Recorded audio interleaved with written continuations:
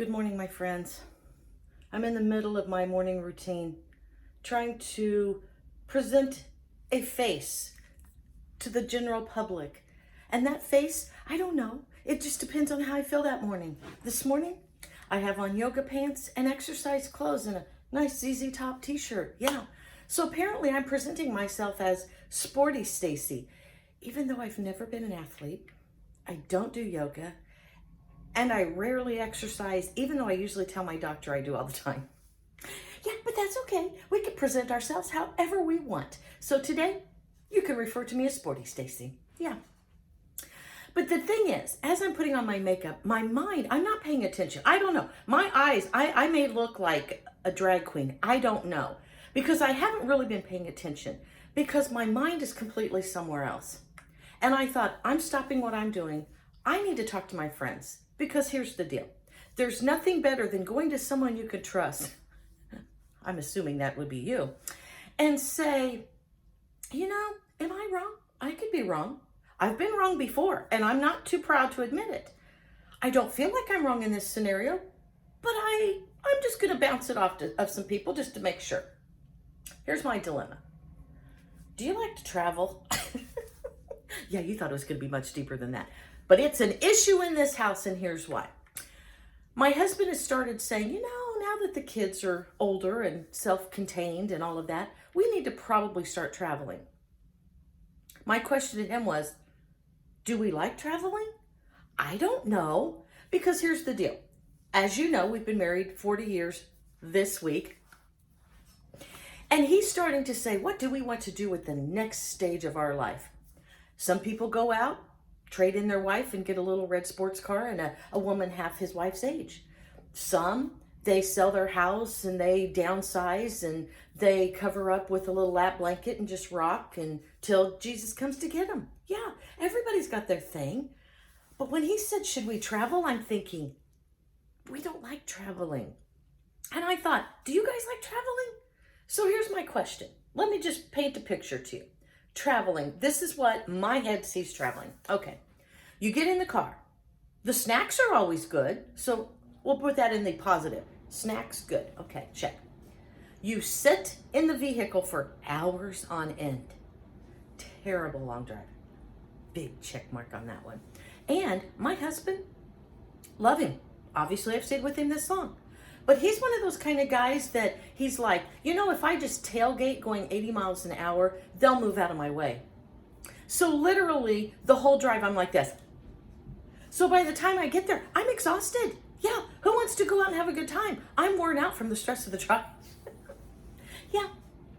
So you drive for hours, you pull over at truck stops or McDonald's on the road, or I always like a good restaurant attached to a gas station. Those are always usually incredibly nutritious. Lots of fresh fruits and organic produce. Nope, everything's fried. But you just take and you eat and you just keep moving because the purpose is to get to the goal. So you finally arrive. You check in at a hotel. I like a good hotel.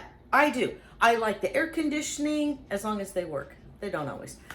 I like the smells. I know, that's strange, because they usually smell like really clean sheets and blankets. Okay, hold on. Sheets clean and blankets clean. But that can also go into the bad category because that's not always the case. Sometimes you get in and you think, oh, apparently there's budget cuts. This place hasn't been cleaned. It's like cleaned every third patron, you know, to save money. Yeah. And everybody's more organic now and people don't shave their armpits and stuff. So we figured, you know, to share a little space with your friend can't be that bad. Bad. Dirty room. Go over here. So you get to the hotel, you check in, you're relaxed. I am let's go and sit and let the birds sing and give me a magazine or a book and hear the water splash at the pool and the kids giggling. Here's my husband. Okay, here's the itinerary. We've got 47 things to cram in the next 4.5 hours. Okay, how many things do you... And I'm like, huh? What? Huh? I'm still exhausted from the stressful drive. Yeah. So you go to places and, you know, I like a good event. I love a good museum. But I don't know. The older I get and the more I have to put on glasses now, to read about the Alamo used to be exciting, but now you're like, what? Hold on, the lighting's bad. Let me get a little closer. So those things have changed. I need to go to museums where they have the little headphones and they just read it for you. But that's a whole nother story. And so you sit here and you go, okay, traveling is more difficult. And you go, oh, I'm going to take a tour with this group. And they go, okay, it's going to be about a 2.5-hour tour. And you're thinking, ooh, that's a long time, but that's okay. And they go, all right. And so you're out and you're talking to your neighbor and you're like, this is going to be a wonderful thing. We're going to learn so much. It's going to be so exciting. And then the next thing you know, they go, okay, see that mountain there? Okay, the pinnacle of our tour is at the top of that. So everybody buckle in and let's climb. Seriously, climbing into bed some nights for me just seems like too much of a hassle. I'm just going to sleep on the floor.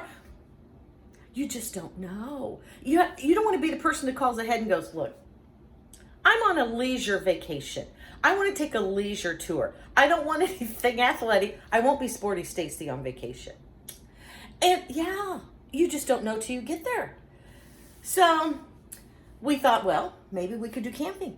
Maybe let's just skip the whole travel and hotel. Let's just do camping. Let me get this straight. You live in a house made of material.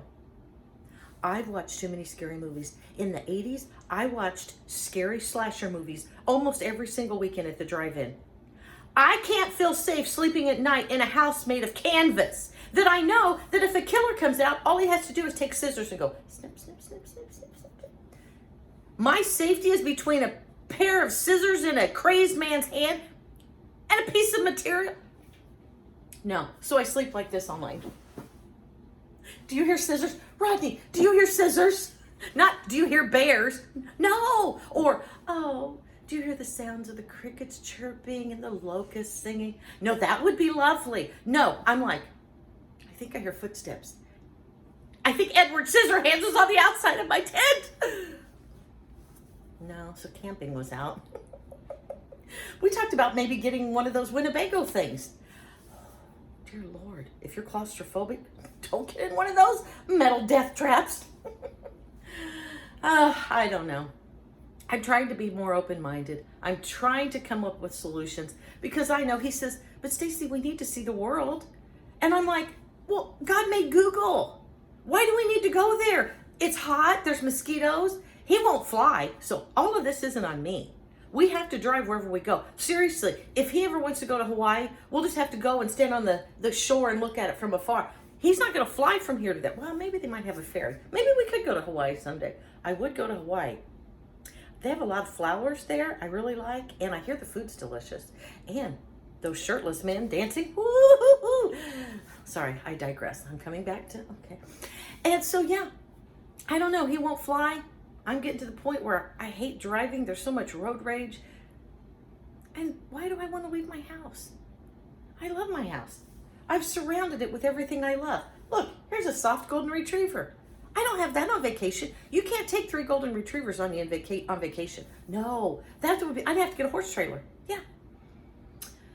My house smells good. My house, I know where the sheets have been.